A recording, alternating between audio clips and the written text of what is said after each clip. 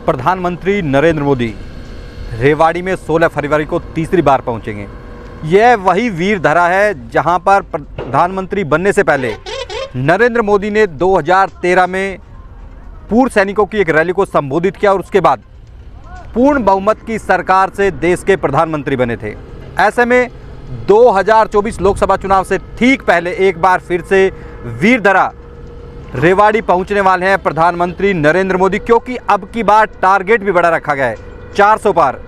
ऐसे में कहीं ना कहीं रेवाड़ी जिस तरह से उनको कहीं ना कहीं मुफीद रहा है, रेवाड़ी से ही 400 पार के आगाज होने वाला है और कहीं ना कहीं प्रधानमंत्री विकसित भारत विकसित हरियाणा की थीम पर एक रैली को संबोधित करेंगे। लेकिन इस बार दक्षिण हरियाणा के लिए मकसद खास है। मैं अपने साथी को दिखाऊंगा कि अरावली की गोद में माजरा गांव में आज हम यहां पर खड़े, रेवाड़ी के माजरा गांव में, और जो आप मेरे पीछे देख सकते हैं एक पंडाल लग रहा है। यहीं पर 16 फरवरी को प्रधानमंत्री नरेंद्र मोदी यहीं से ही देश को संबोधित करेंगे और दक्षिण हरियाणा को एक बड़ी सौगात देने वाले हैं देश के 22वें एम्स के रूप में।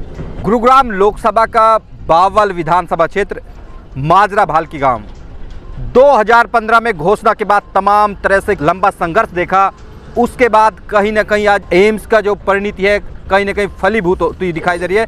खुद प्रधानमंत्री नरेंद्र मोदी यहां पर पहुंचेंगे और देश को 22वें एम्स की सौगात देंगे। मेडिकल कॉलेज, फार्मेसी कॉलेज, तमाम उच्च स्तरीय जो मेडिकल चिकित्सा होती है उसकी सुविधा यहां के लोगों को मिलने वाली है और कहीं ना कहीं गेम चेंजर और सूरत बदलने वाला होगा इस क्षेत्र के लिए एम्स। ऐसे में तमाम तैयारियां युद्ध स्तर पर की जा रही हैं।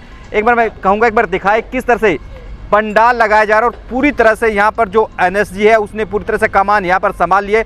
हजारों की संख्या में पुलिस बल तैनात कर दिया गया है। कहीं ना कहीं पूरी तरह से युद्ध स्तर पर प्रधानमंत्री नरेंद्र मोदी के कार्यक्रम को लेकर तैयारियां चल रही हैं। लगातार अधिकारियों का जो अमला यहाँ पर पहुँच रहा है, सेकेंड हर मिनट के बाद एक लंबा, तमाम जो आला अधिकारी हैं हरियाणा के यहाँ पर पहुँच रहे हैं, कहीं ना कहीं व्यवस्थाओं का जायजा लेने में लगे हुए हैं।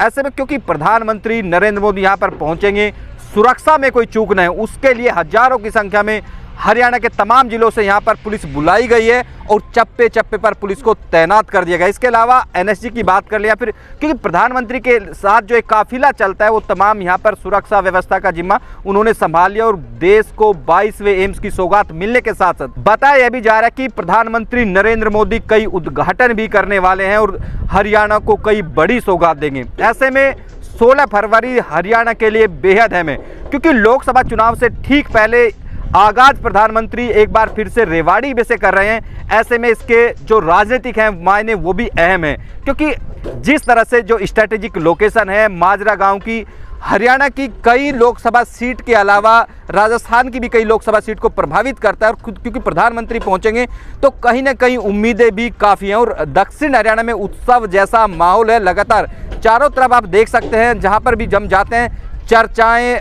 एम्स को लेकर कहीं चल रही हैं, प्रधानमंत्री नरेंद्र मोदी के कार्यक्रम को लेकर। जब हम यहाँ से कुछ किसानों से बात कर रहे थे, किसानों का भी कहना था कि प्रधानमंत्री नरेंद्र मोदी के चलते आज हरियाणा नहीं दक्षिण हरियाणा को एक बड़ी सौगात मिलने वाली है। ऐसे में कहीं ना कहीं उत्साह का माहौल है, क्योंकि 16 फरवरी को प्रधानमंत्री यहाँ पर पहुँचेंगे और एक बड़ी सौगात देंगे। अब कहीं ना कहीं तमाम तैयारियां उसको लेकर चल रही हैं। उसी को लेकर आज हमने यहाँ पर पहुँचे थे और तमाम तैयारियाँ, क्योंकि हम जब बात करें तो लोग काफ़ी उत्साहित हैं इस प्रोजेक्ट को लेकर।